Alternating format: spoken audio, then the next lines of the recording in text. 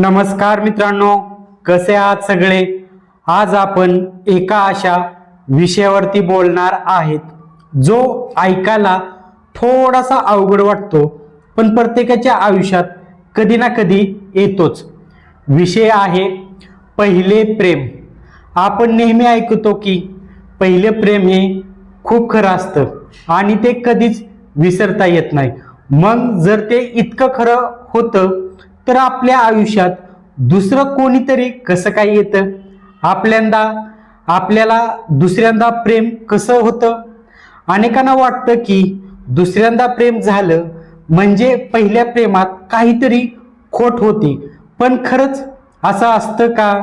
आज आपण याच गोष्टीवरती साध्या भाषेत गप्पा मारणार आहेत।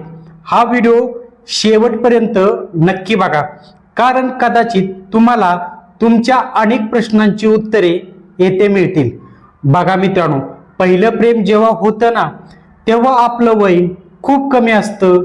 आपण शाळा किंवा कॉलेजमध्ये असतो, तेव्हा आपल्याला जगाचा काहीच अनुभव नसतो।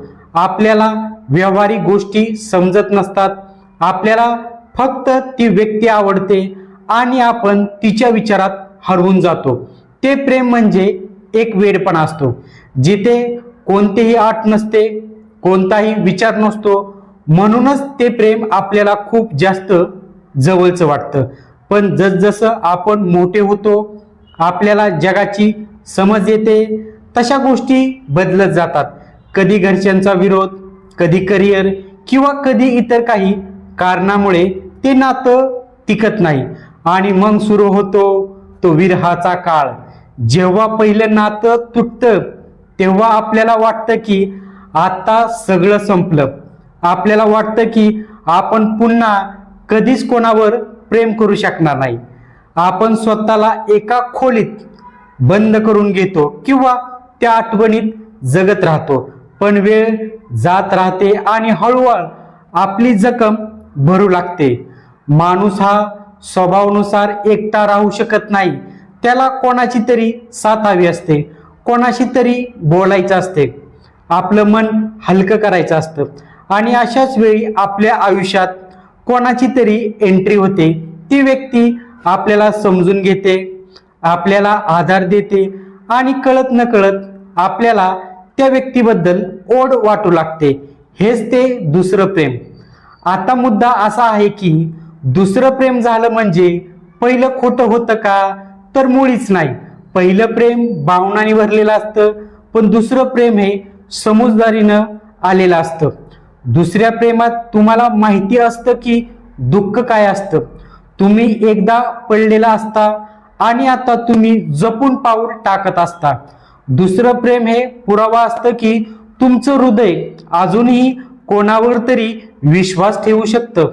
विचार करा, एकदा मन तुटलेलं असताना पुन्हा कोणाला तरी आपलं म्हणणं यासाठी किती मोठं धाडस लागतं।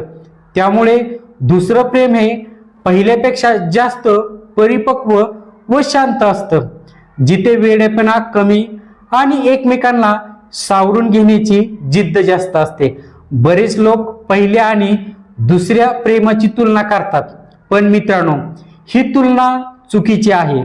पहिलं प्रेम हे पावसाच्या पहिल्या सरीसारखं असतं, जे आपल्याला भिजवून जातं, तर दुसरं प्रेम हे थंडीतल्या कोवळ्या उन्हासारखं असतं, ते आपल्याला ऊब देतं। दोन्हींची मजा आणि गरज वेगळी आहे।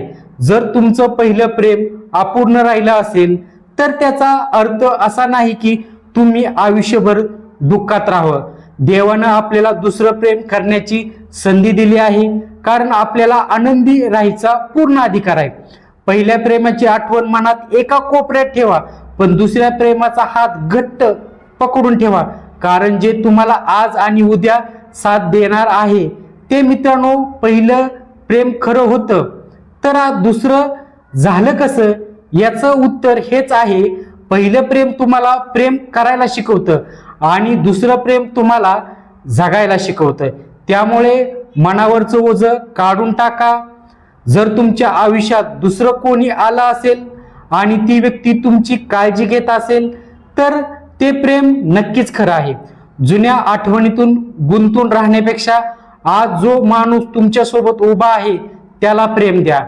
तुम्हाला हा विषय कसा वाटला? तुमच्या आयुष्यात सुद्धा असं काही घडलंय का? कमेंटमध्ये नक्की सांगा. व्हिडिओ आवडला असेल तर लाईक करा आणि चॅनलला सबस्क्राईब करायला विसरू नका. पुन्हा भेटूया पुढच्या व्हिडिओमध्ये. तोपर्यंत खुश राहा आणि प्रेम वाटत राहा. धन्यवाद.